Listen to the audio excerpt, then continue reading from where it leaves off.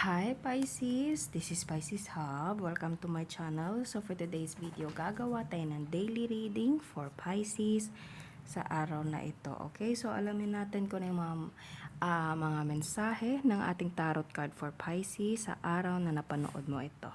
Okay? So, reminder lang po na ito ay general reading Pisces. So, pwede pong mag-resonate sa'yo, pwede pong hindi. And this is a timeless reading. So, kahit anong araw, buwan, taon, basta tugma sa'yo, take mo lang, okay?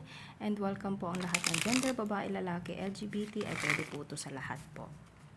Okay? So, shuffle muna natin to. And alamin natin kung ano yung mga messages, gabay, mensahe for Pisces sa araw na ito. Alamin natin kung ano yung message ng tarot card for Pisces sa araw na ito. Okay. Mga gabay, mensahe, mga posibleng mangyari. Yun. There's a mature man. Pwedeng you're dealing with someone na masculine energy, Pisces. Pwedeng mas matanda sa'yo or emotionally mature. Pwedeng itong taong to is matalino, pwedeng nasa ibang bansa, or pwedeng meron siyang profession, trabaho na merong connection sa mga libro. Okay, so pwedeng matalino itong taong to. Wait, merong nag-flip. Ayan, there's a high honor. This person is respectable. Tama ba yung word? Respetado. Yun. So, this person is respetado sa larangan ng trabaho niya. And there's a toil and labor. Yeah, pwedeng itong taong to is, yun nga, parang respetado sa trabaho niya, Pisces. This person, like, matagal na siguro siya sa trabaho niya kasi meron tayo ditong parang toil and labor and nagtatrabaho sila, tapos nakikita mo yung mukha niya na medyo may katandaan na din, may mga puting buhok na din siya. So, posibleng itong taong to is like a supervisor, manager, o pwede ding boss mismo. Okay, kasi sa tagal na niyang nagtatrabaho, parang tumaas na din yung ano niya, yung position niya sa trabaho, Pisces, and this person is respetado sa trabaho niya. Pero there is something na parang sa trabaho ng taong to, or pwedeng ikaw to, Pisces, pwedeng ikaw to, na kumbaga habang nagtatrabaho ka, parang hindi ka masaya kasi nakikita niyo yung ano nila dito na parang may tatrabaho pero hindi ganun ka yung mataas yung energy. Okay, so sige. Pwedeng ikaw to, Pisces, or you dealing with someone na ganito po. So, there's the mature man and then there's the empress. So, meron tayo ditong couple, Pisces. Okay? So, there's a masculine energy, there's a feminine energy right here. Okay, ang bilis. Okay. So, kaya siguro nasabi ko, Pisces, na parang hindi mataas yung trabaho niya.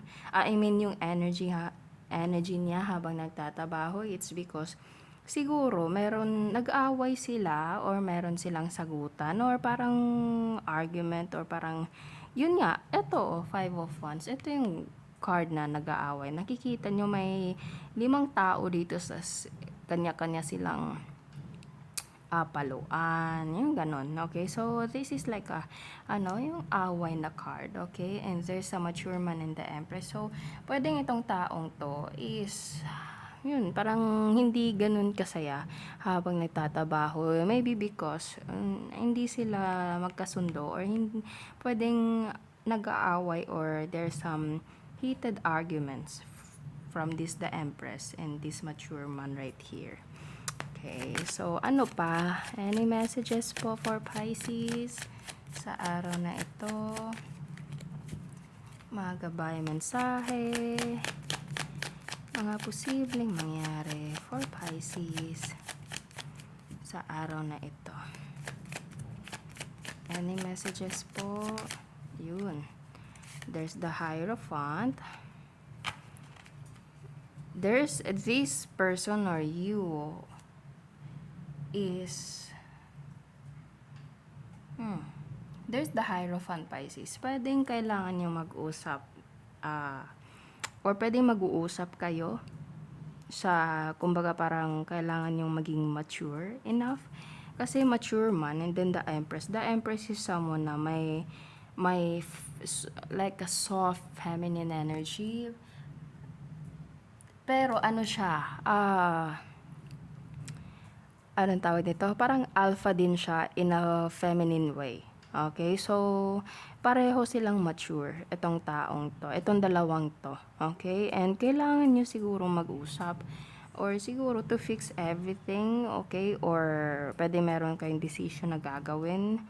Okay, with this the Hierophant right here, it's either aayusin or ititigil na kasi there's the Hierophant, and nakikita nyo dalawa sila dito, Pisces, meron ditong taong nakikinig. Okay, pwedeng itong dalawang to is ito, and pwedeng specific person to, pwedeng magkikipag-usap kayo sa taong pareho nyong nire-respeto. Okay, pareho nyong kumbaga ask for advice for the both of you, or pwedeng ito yung maturity, ito yung wisdom yung dalawa. Okay, ito yung parang kailangan yung mag-usap with this type of like energy na kumbaga hindi sigawan, hindi away talaga, yung parang mahinahong pag-uusap. So pwedeng ganito, okay, ganitong klaseng aura yung kailangan yung dalawa para makapag-usap kayo ng maayos. Or there's a specific person na pwedeng mag-usap kayo, and this person will try to communicate for the both of you. Okay, so take nyo lang kung saan mag-resonate, basta there's a two person right here. Okay, there's a mature man, there's a masculine energy, and there's a feminine energy, which is the Empress. So take mo lang kung kanino ka dyan, saan ka dyan, okay? And yun, merong arguments, merong pag-aaway, okay? And habang nagtatabaho, parang hindi ganun kasaya, okay? So yeah, kailangan na siguro mag-usap in a good, calm way, Pisces. Okay? So yun lang po ang ating reading for Pisces sa araw na ito. Naway nagustuhan niyo po. Huwag niyo po sanang kalimutan na mag-like at mag-subscribe po sa ating channel. And